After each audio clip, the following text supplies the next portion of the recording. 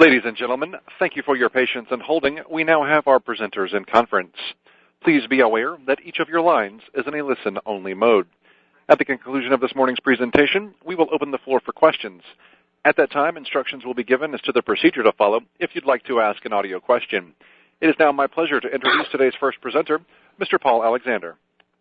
Thank you, and good morning, everyone. Welcome to Kimberly-Clark's year-end earnings conference call. With us today are Mike Hsu, our Chairman and CEO, and Maria Henry, our CFO. Here's the agenda for our call. Maria will begin with a review of full year 2019 results. Mike will then provide his perspectives on our results and the outlook for 2020. We'll finish, as usual, with Q&A. We have a presentation of today's materials in the Investors section of our website. As a reminder, we will be making forward-looking statements today. Please see the Risk Factors section of our latest annual report on Form 10-K for further discussion of forward-looking statements. Finally, we'll be referring to adjusted results and outlook. Both exclude certain items described in this morning's news release.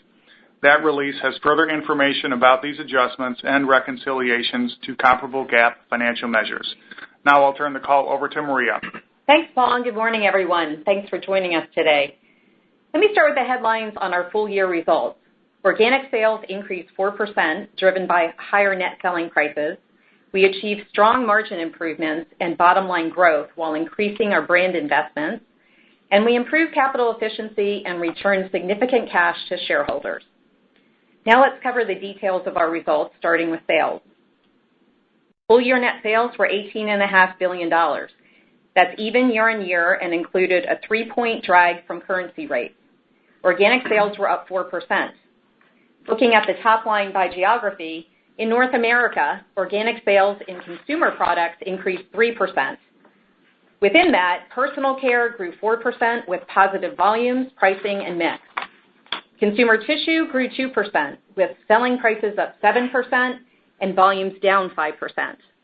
In KC Professional in North America, organic sales increased 3%, driven by higher prices in all major product categories. In developing and emerging markets, organic sales rose 6%. That included about 2.5 points from Argentina. In terms of key personal care markets, organic sales increased 20% in Eastern Europe and high single digits in Brazil, China, and ASEAN. Outside of Brazil and Argentina, we experienced increased volatility and soft results in Latin America, particularly in the second half of the year in Peru, Bolivia, and Chile. In developed markets outside of North America, organic sales rose 1%. Moving on to profitability, full year adjusted gross margin was 35%, up 180 basis points year on year. Adjusted gross profit increased 5%. We generated $425 million of cost savings from our FORCE and restructuring programs. That was right in line with our initial target and slightly better than we expected in October. For 2020, we're targeting to deliver between $425 to $500 million in total cost savings, and that includes $325 million to $375 million from FORCE. Commodities were a drag of $145 million in 2019, although they turned favorable in the back half of the year. Foreign currencies were also a headwind, reducing operating profit at a high single-digit rate. For 2020, we expect commodities will be somewhat favorable, mostly offset by currency headwinds, particularly in Latin America. Other manufacturing costs were also higher in 2019. Moving further down the P&L, between-the-line spending was up 90 basis points as a percent of sales. That included higher advertising spending, which was up 60 basis points. SG&A spending also increased and included higher incentive compensation along with capability-building investments. Adjusted operating margin was 17.8%, up 80 basis points, and adjusted operating profit grew 5%. Operating margins were up nicely in all three business segments, led by consumer tissue and secondarily KC Professional. The adjusted effective tax rate was in line with plan and a drag year on year, partially offset by higher equity income and a lower share count. In total, full year adjusted earnings per share were $6.89, up 4%. Our October guidance was for earnings of $6.75 to $6.90, and our original outlook last January was for earnings of $6.50 to $6.70.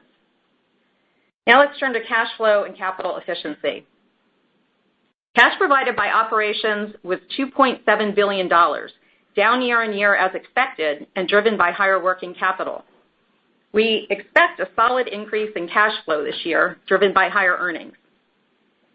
Capital spending was $1.2 billion in 2019, in line with plan and up year on year due to supply chain restructuring projects.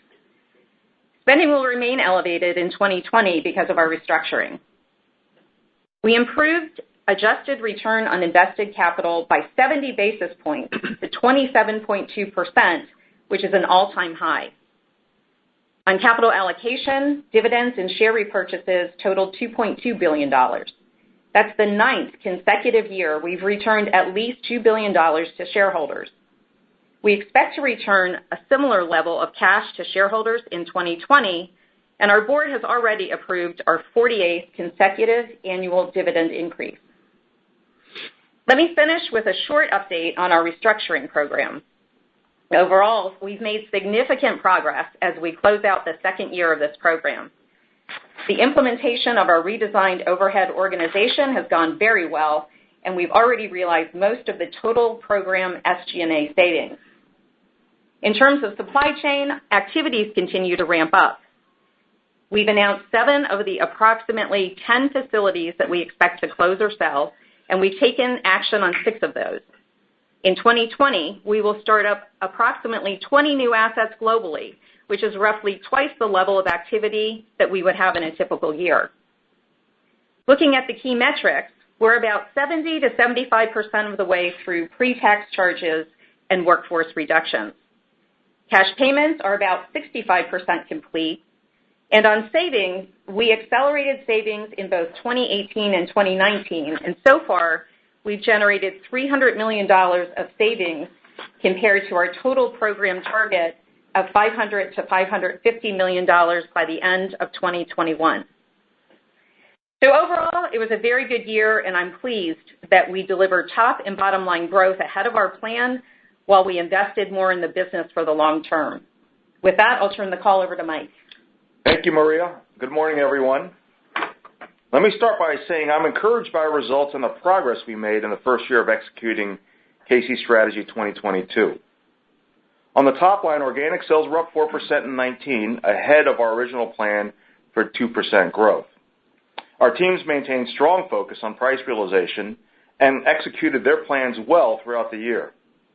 As a result, pricing was up 4%, and that's the highest realization we've achieved in a decade, and it was necessary because of the multi-year inflation that we faced. Our strategies to elevate our categories and drive trade-up also helped us improve product mix by 1 point. While volumes were down 1%, that was better than our original expectation because of strong in-market execution, higher brand investment, and less impact from price increases. Beyond sales, we delivered broad-based margin improvements and above-plan earnings. We continue to leverage our financial and capital discipline as we achieve significant cost savings, improved ROIC, and return significant cash to shareholders. We also invested more in our brands and businesses in 2019. As Maria noted, we increased advertising spending by 60 basis points. Digital advertising is now about 2/3 of our working media mix, and it's helping us target consumers more effectively and deploy our campaigns more quickly. We're leveraging our digital expertise in more businesses around the world, and our marketing ROI is improving. Importantly, our digital strategy is helping us grow volumes in businesses like in fem care internationally, diapers in Eastern Europe, and adult care in North America. Now, beyond advertising, we've also started to invest behind and focus more on improving our other commercial capabilities, including revenue management. We're taking a disciplined program management approach to this effort. This includes making sure we have the right tools, processes, and resources so we can better leverage these growth capabilities. While it's still early days, we're making good progress, and I expect more going forward. All in all, our teams made excellent progress in 2019, and I'm proud of their accomplishments. Now I'll turn to our outlook for 2020. Our plan is consistent with our balanced approach to value creation, includes higher growth investments, and it aligns with our KC Strategy 2022 financial objectives. On the top line, we're targeting organic sales growth of 2%, and that's consistent with our medium-term objective and similar to our expectation for category growth.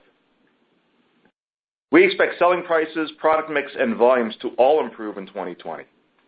Pricing should be weighted to the front half of the year, while volume growth will likely be more weighted to the back half.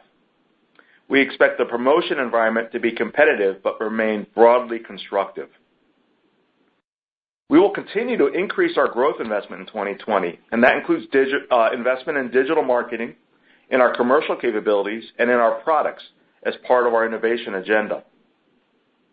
In the first half, we will launch innovations in North America on Huggies diapers, in adult care, and on Cottonelle bathroom tissue. In D&E, we have several upgrades coming in personal care in key markets such as China, Eastern Europe, and Latin America. We're confident our growth investments and innovations will help us grow volume and improve product mix this year and improve share performance over time. Our investments will start right away in the first quarter, while the benefits should build as the year progresses. We're targeting to grow adjusted operating profit 3 to 5%, and on average, that implies 50 basis points of our operating margin expansion. Gross margin should increase more than that. On the bottom line, we're targeting adjusted earnings per share of $7.10 to $7.35. At the midpoint, that represents growth of 5% in line with our KC Strategy 2022 objective. Finally, as Maria said, we expect to improve cash flow and return significant amounts of cash to shareholders.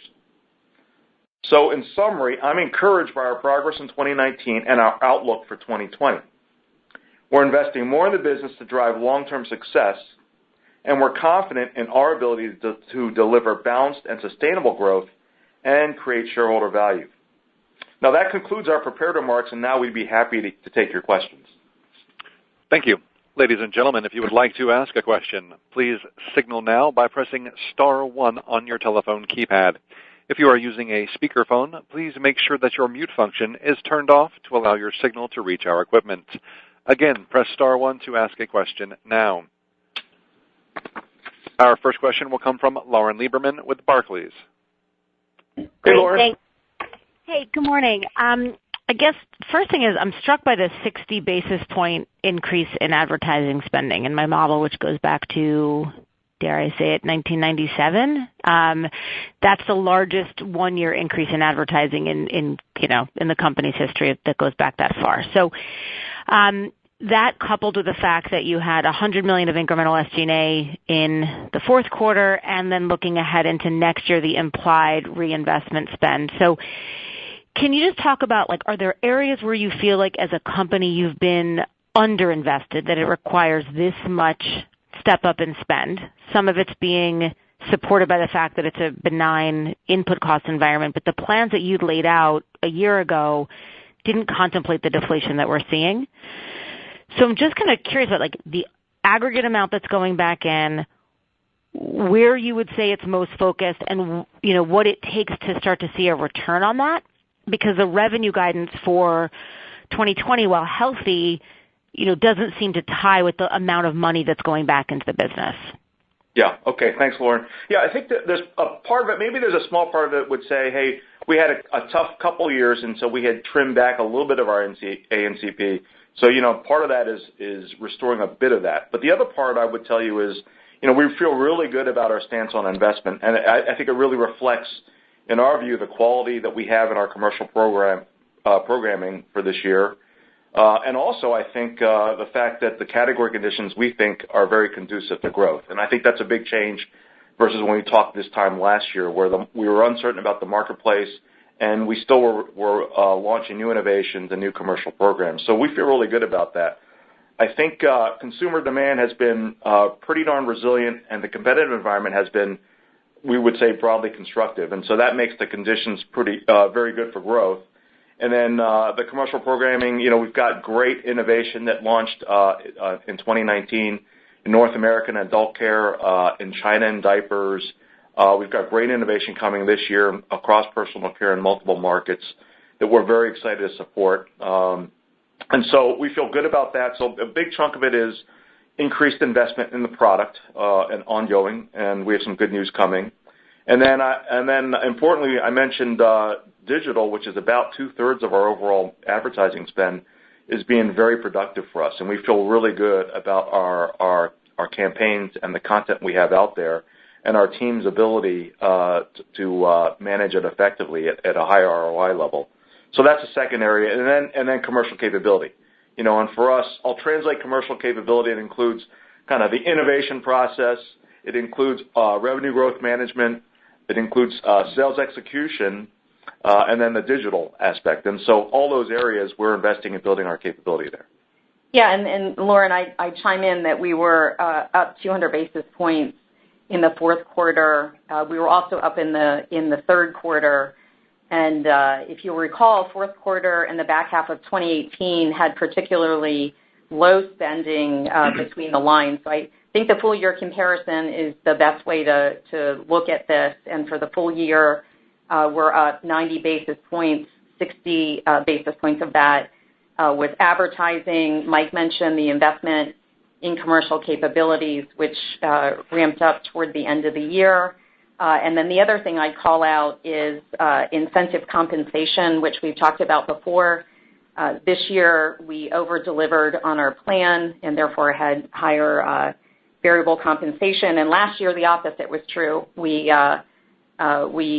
under-delivered on our plan, and therefore the variable compensation was lower. So you look at the year-on-year increase, and that's an effect. And the last thing I'd point out there is the way that our plan was constructed back in January. We had planned for a ramp on between the lines spending in the second half and even more so in the fourth quarter. Just the way that the timing of our programs in areas like IT were scheduled to execute. Okay, great. Thank you so much. All right, Lauren. Thank you. Our next question comes from Olivia Tong with the Bank of America. Great, thanks. Morning, Olivia. Good morning. Wanted to talk about the pricing contribution for fiscal 20. Interesting to see that you're expecting to be positive. So is that price that's already in place that has yet to lap, or more pricing that hasn't been introduced yet that you're putting in place, or more a function of decisions you're making on promotional levels like you did in China as you focus on revenue management? Has there been just any change in your promotional expectations for fiscal 20? Thanks. Thanks, Olivia. Yeah, I think broadly I'd say, the pricing environment in 2019 was broadly constructive, and our expectation is for it to remain so in 2020. We do have some pricing in our plan. I would say a big chunk of that, the majority of that is carryover from actions we took in 2019, right? And so you'll see most of that come through in the first half. And then we do have probably some pricing plan to address specific issues in specific markets where we've got some volatility in currencies or the economy. So that's that aspect. I think in the overall, I'd say, net pricing in 2019, I think, was ahead of plan, and the volume impact was less than planned. There were probably a few isolated hotspots, and there are probably a few isolated hotspots now. Our teams are staying close to those situations, and we're going to fine-tune our promotion plans as appropriate. But maybe the headline I would say is we're more focused on driving category growth and driving it the way that you would want us to do that by launching improved products and driving advertising. We'd rather, I think, earn our share and own our share through innovation and advertising instead of renting it through promotion. And so, I think right now, our expectation is, the environment should remain constructive. Great, thanks. And then just following up, obviously we talked about China price promotion actions you've taken in the past. Just your view on the market for D&E personal care, because it's nice to see the volume growth again, but the sales have decelerated a bit. So just if you could talk through that a little bit. Thanks. Okay. Hey, Olivia, just to be clear, that was about China? Yes, specifically in China. Yeah. Okay. Yeah, China. We're feeling very encouraged by our progress. We're up double digits behind really strong momentum on Fem Care and improving trends in the diaper business. I'd say on the diaper side, really what's driving our improvement is really good innovation that's gaining a lot of traction with consumers in the marketplace. It has been to date mostly launched in our premium tier, so our tier 5, 6, 7, and which is growing at a pretty good clip. I'd say we still have some issues on our lower tiers where we have still a little more softness there. We are expanding that innovation. We have more exciting innovation that we're launching this year, and we're rolling that out across the business in diapers. And so we feel really good about our position. The birth rate has been down a little bit, 19 versus 18. We expect it to probably be flat to down a little bit in this year as well. But we still think there's plenty of market development opportunity in China, and we're still very early, I think, in the life cycle of our categories in China. Great, thank you. Thank you. Our next question comes from Ali Dabaj with Bernstein. Morning, guys. Hi, how are you? So I have three questions. One is on your comments about constructive pricing. I asked this earlier this morning too, but we've kind of seen this movie before where there sometimes is air pockets where pricing stays as commodities roll over, so gross margins expand, offers opportunity to invest in the category through advertising and everything else, which is what your plan is for the year. Yeah. But again, having seen this before, you've seen this before as well. Oftentimes, a quarter from now, maybe 2 quarters from now, you start seeing competition creep in from a pricing perspective, and things get worse. Not that they get bad, they just get a little bit worse than the plan. So how are you confident that this movie is not going to end the same way or have the same competitive pressure picking up over the next little while here? And tactically, how much notice do you get about that? Yeah, I mean, the scenario that you paint or that possibility always exists, and I think the overall is, we're going to remain competitive in the marketplace, and we'll be competitive on price. However, I think maybe the emphasis, Ali, for us is we feel really good about our innovation, and we feel really good about our commercial or our marketing programs, and so that's where we want to invest. And you may have covered categories that have commoditized. I've worked in categories that people have seen that commoditize over time, and that's a dead end. And so for me, I think we want to take the high road and build our categories. We have, our thesis is there's a lot of growth left in our categories in D&E and in elevating our categories in developed markets. But to do that, you need to bring innovation and you need to give the consumer a good reason to buy, which is by creating more value through our products. So that's where our focus is. We will be, however, competitive. But the other factor on pricing, I'd say, is also, if you look at it, we're still above our 2017 cost levels, and so we still want our margins back to kind of where they are. We're not all the way back yet, and to the extent that we would like them. And then the other side of it is that we are anticipating some pulp inflation in the back half of the year. And so, there's a lot of other factors going on. But our teams, I would say, have gotten sharper and more attuned with our revenue growth management capability to the market conditions. And so we'll stay close to it, but we're going to run the play, which is the high road play right now. Okay. I'm not questioning you guys. I just wonder if others follow that same high road who are more private label prone or smaller or more private or whatever. But okay, I guess we'll watch it. Second question of 3 is on free cash flow. Looks like certainly for the year it was down quite a bit. A lot of that was CapEx driven. Could you talk a little bit about, maybe Marie, for you, could you talk a little bit about the drivers of free cash flow in 2019, how we should think about it for 2020, and in particular the CapEx as a percent of sales still looking perhaps elevated? Sure. The cash flow in the fourth quarter was actually strong at $924 million. For the year, as you call out, operating cash flow was $2.7 billion, and that's down from prior year. It's not.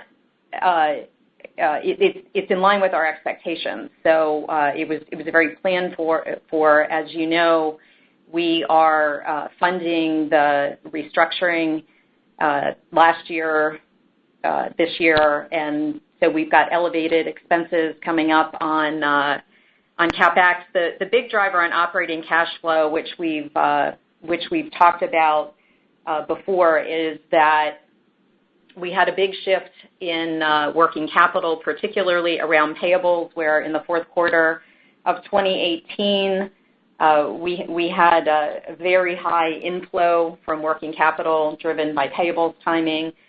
We basically had to pay that back out in the first quarter of 2019, and that affected the operating cash flow for the year. That was the big driver.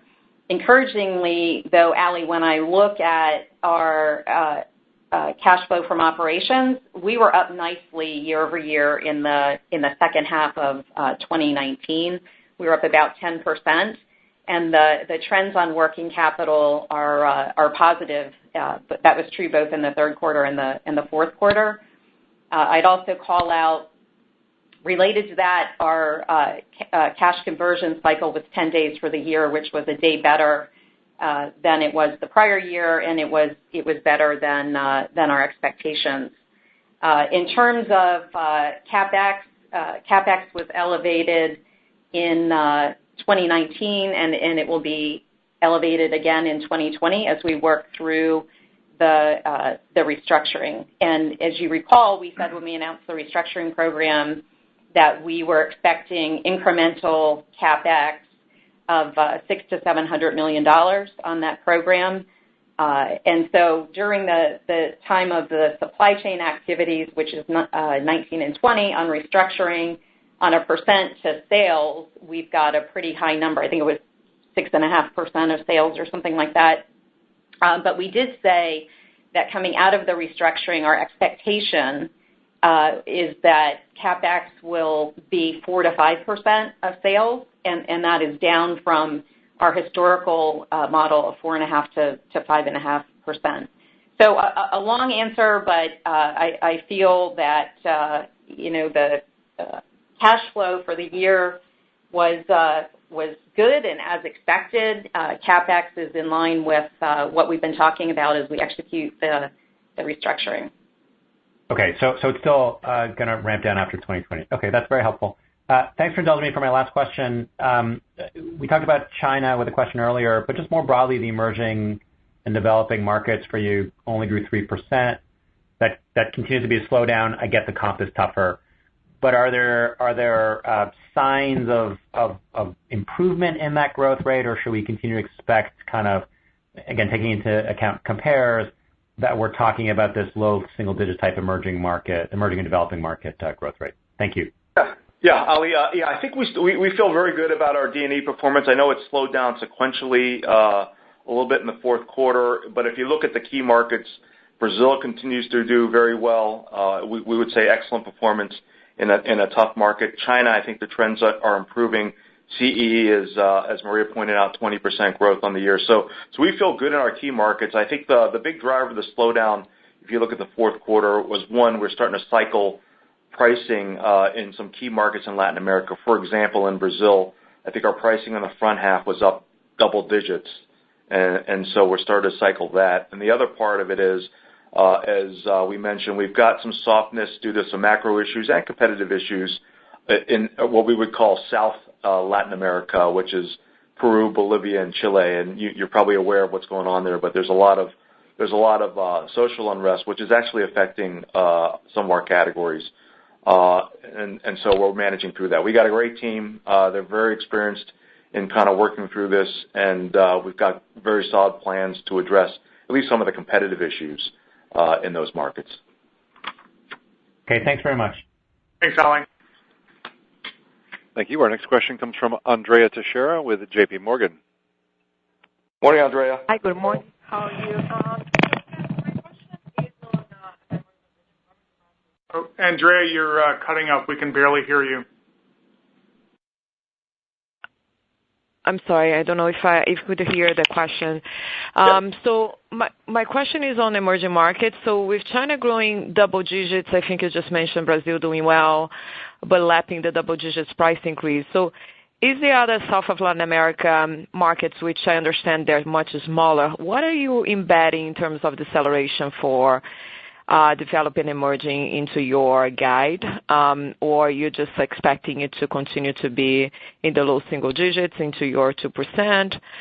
So that obviously embeds that the developed markets would be about 1%. So I just want to kind of double click in your separate emerging markets and developing and developed markets. And then just a clarification question on the reinvestment question.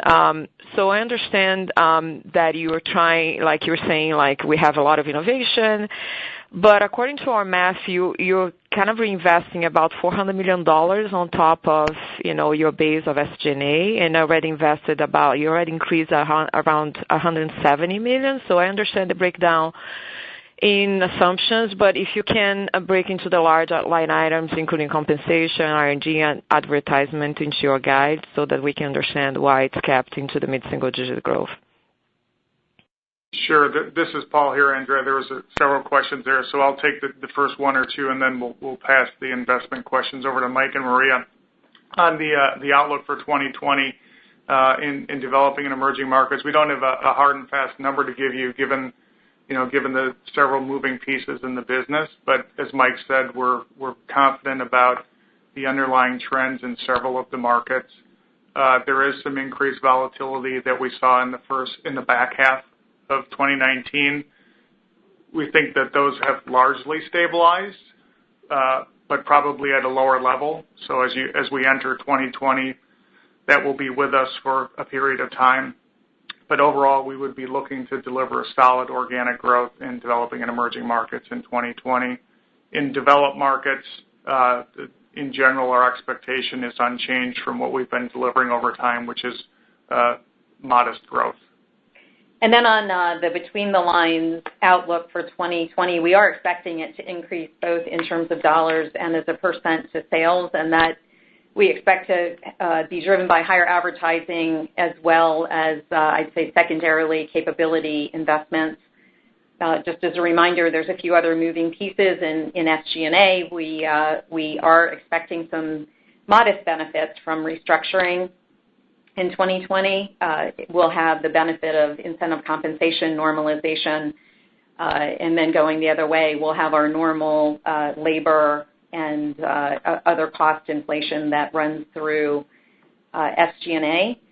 Beyond that, we're not providing a specific target for the level of increase, but we are anticipating that it'll be a healthy level of increase.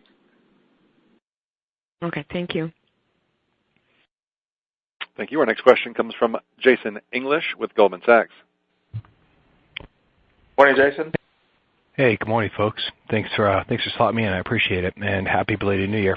I wanted to come back to emerging markets because I'm having a hard time footing the narrative with the numbers. The 3 points of organic, how much did Argentina add to that this quarter?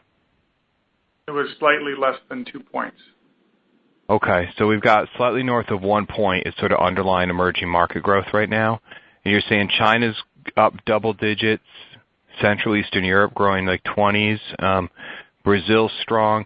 Is it that the declines in these sort of non-core EMs are that substantial that they're weighing you down, or were the growth figures you were giving us to these other markets, were they annualized and not just a quarter? I'm just having a hard time because I've always viewed Brazil, Central and Eastern Europe, and China as like chunky, and if they're growing, the EMs I thought would do better. So I'm really having a hard time footing strength there, but really no growth kind of in aggregate. Yeah, it's again, I think it says, as you postured, which is good growth out of those markets, and I think good continued growth, and a little softness in what I would term our other Latin America was probably the big chunk of that. And it's actually probably a little more substantial when you add it all up than you might think. And then also KC Professional outside of North America has had lower numbers in the D&E markets than what we would have anticipated, and the same factors as we talked about with the volatility. But obviously, when we give the total numbers, it includes KCP as well as the consumer business. Yeah. Okay. All right. That's somewhat helpful. Thank you. Okay. Thanks, Jason. Thank you. Our next question comes from Wendy Nicholson with Citigroup. Morning, Hi. Wendy. Good morning. Circling back on kind of the line of questioning about the international markets. We've talked about the margin internationally before, and I know there's just a lot of structural lower pricing and whatnot, but just in terms of the longer term, kind of over the next 3 to 5 years, how much will the international margins benefit from the restructuring? I know a lot of the restructuring you're doing is North America centered, but I'm just wondering, how long will it be until we can see, real margin improvement in those international markets? Thanks. Yeah, I would say we are planning for margin improvement over time, and I think there's a couple different things. One, related to the restructuring, which gets us to better and more common assets across the world, especially in personal care. So that's going to be one factor. But the other piece is our strategy to elevate our categories, and so we are expecting and planning for mix premiumization and innovation that's going to drive more positive mix and margin over time. A good example of that would be China. We feel great that we've delivered substantial product improvement. Our gross margins are at record levels with that product improvement. So that's kind of a win-win innovation in our minds. And Wendy, you'll be able to see our geographic disclosures when we publish our 10K in February, but I can preview it to say that our international margins in total were up somewhat in 2019 despite the volatility and the currency headwinds. Okay, because I'm just thinking, obviously, to the extent of focus is on accelerating the growth there, so long as the margin gap is as significant as it is, it's actually a headwind to your margins. So I'm just trying to balance that as I think about over the next few years. Would love to see you grow faster outside the U.S., but obviously could it come at a cost if you can't ramp up those margins as well? Right. Okay, second question, though, just back on the North American business, are you surprised, just given sort of the size of private label in some of your categories, we're surprised that we haven't seen more promotion or aggression on the part of private label. Do you think we should expect that in 2020? I guess we've been surprised not only because so many retailers are talking more about private label investments, but also in your categories, it seems like given the commodity environment, we're at a pretty unique opportunity for some of those private label guys to get more aggressive on pricing. So what's your take on that? And is it just that consumers are really loyal to brands and innovation in your category all of a sudden, or is that a legitimate threat as we look at 2020 and the cost environment? Yeah, I guess maybe the key thing for me is, in general, we're seeing a little increase in private label throughout 2019. Pricing, particularly in tissue, has not moved up, right? And so maybe in some select pockets, but in general has not moved up at the same levels that the brands have. So that's one factor. I really don't expect and wouldn't think it would make sense to overly promote private label. Mostly because of the reason that you probably surmise, which is I don't believe consumers drive retail choice or their choice of retail outlet because of private label. I think there's study after study that concludes that they make choices based on national brands and that's what drives that behavior. And so I don't know that necessarily promoting on the private label side is a productive behavior. In fact, obviously, I have skin in the game here, but I would suggest that if they drive the right national brand strategy, I think that will help grow the retail business more effectively. Got it. Terrific. Thanks so much. Thank you. Thank you. Our next question comes from Kevin Grundy with Jefferies. Hey, good morning, everyone. Hey, Mike, I wanted to come back to the topic. We're kind of dancing around, I guess, asking it different ways, but with respect to gross margins, so your performance was fantastic, as was Procter's this morning. Still seeing some pricing benefit, albeit one dissipating, and commodity costs lower. So from a retailer's perspective and understanding the importance of brands, so we've been asking this from, okay, what if Procter moves, what if private label moves, or so forth on promotion. But from a retailer's perspective, why wouldn't they be coming back to you guys now, to the manufacturers, and asking for some of this to be dealt back through trade promotion? They never want to take a price increase, right? So now, in the current environment now, what's the risk that retailers sort of force the issue and lean on manufacturers to start dealing some of this back? And then I have a follow-up. Yeah, well, I think, Kevin, again, I still point out that, we still had inflation in 2019.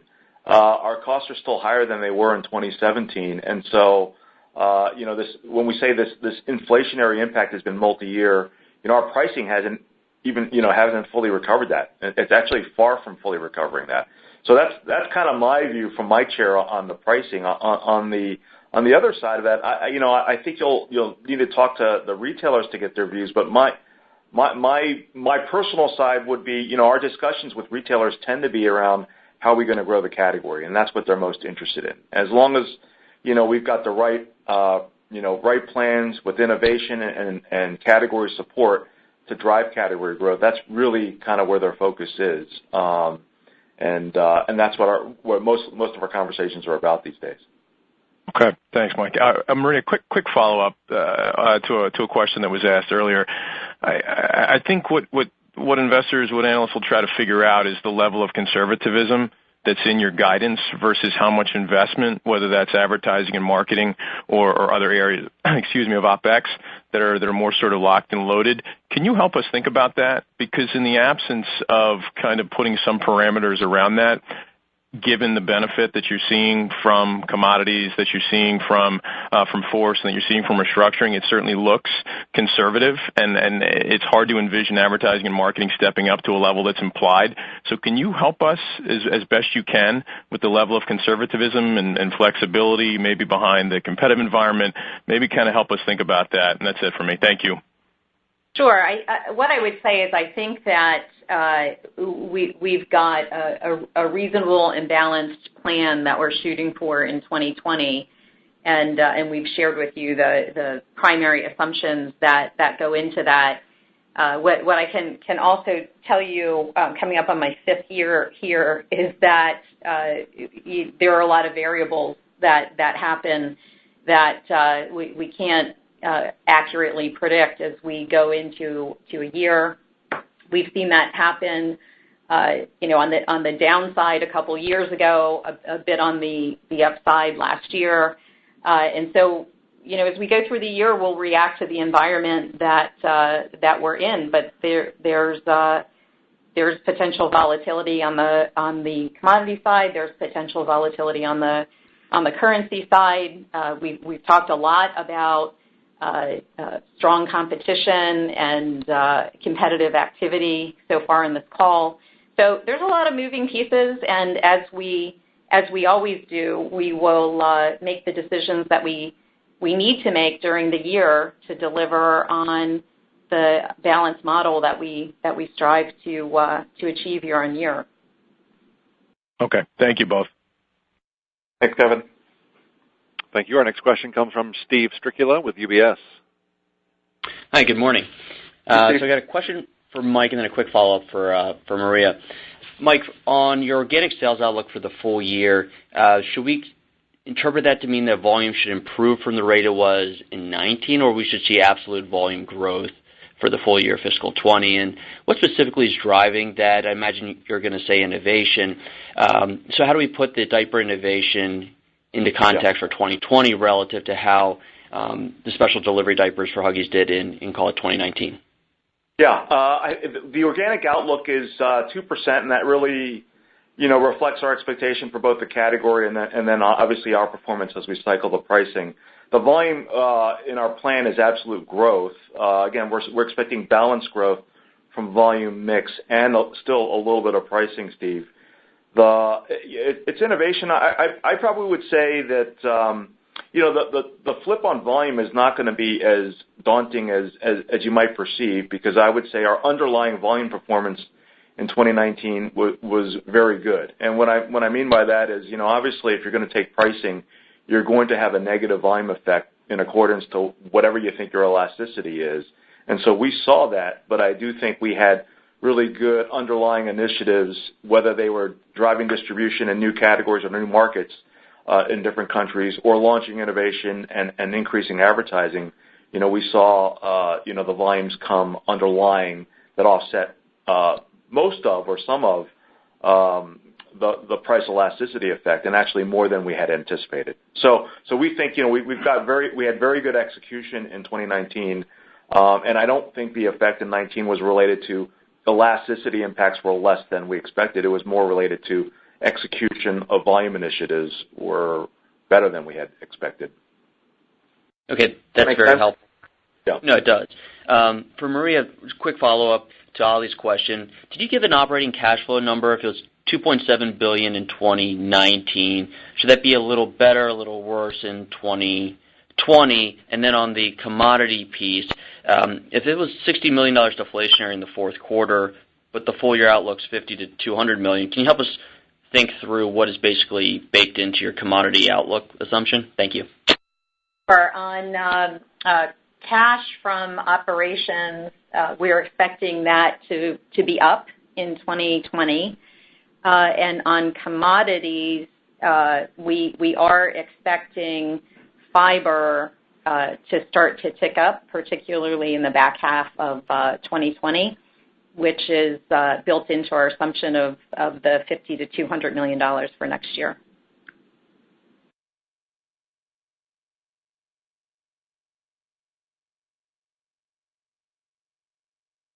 Thank you. At this time, we have no further questions in the queue. Great. Well, we appreciate everyone's questions today, and have a good day. Thank you very much. Ladies and gentlemen, that concludes this morning's presentation. You may disconnect your phone lines, and thank you for joining us this morning.